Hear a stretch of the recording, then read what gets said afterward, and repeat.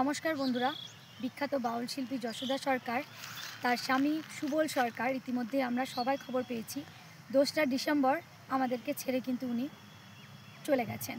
তো জানি না তার কি এত শোক হয়েছিল, কী বা হয়েছিল যে আমাদেরকে ছেড়ে এইভাবে চলে গেলেন। তো সেই শোকে কিন্তু আমরা সবাই শোকাহত, আজকে সবাই আমরা কিন্তু মর্মাহত, কারণ আমাদের বাউল জগতের, লোকগীতি জগতের কিন্তু একটা নক্ষত্র চলে গেল আমাদেরকে ছেড়ে। তো কত যে বড় ক্ষতি হলো সেটা একমাত্র যারা বাউল শিল্পী তারাই জানে। তাই আমার মায়ের কিন্তু খুব মন আজকে খারাপ, মানে কদিন ধরেই মন ভীষণ খারাপ। একটা গান বেঁধেওছে আমার মাসের জন্য, আগে একবার ছাড়া হয়েছে, সেটা আরও একবার মা রিপিট করবে তোমাদেরকে শোনানোর জন্য। অনুরোধ রইল তোমাদেরকে গানটা একটু শোনো। গীতিকার সুরকার তুমি সুবল সরকার, তোমাকে জানাই প্রণাম।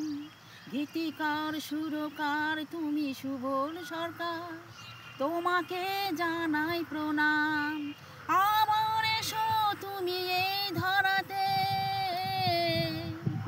লোকগীতি বাউল গাইবে সুরে সুরে। আমার এসো তুমি এই ধরাতে,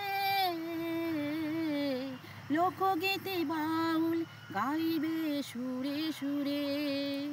আমি পূর্ণিমা সাহা কয়ে, তুমি অমর হয়ে আছো গানে গানে। তুমি অমর হয়ে আছো গানে গানে। প্রণাম জানাই তোমার ওই চরণে, প্রণাম জানাই তোমার ওই চরণে। তো যেমন বললে যে অমর হয়ে রইবে তুমি আমাদের সুরে সুরে, একদমই তাই। আমরা সেই সুর, সেই গান, সেই ছন্দ আমরা কেউ ভুলতে পারবো না। সারা জীবন আমাদের মনে গেঁথে রয়ে যাবে তার লোকগীতির সুর এবং ছন্দ আর তাল। তাই সবাই আমরা তাকে সশ্রদ্ধভাবে প্রণাম জানাচ্ছি।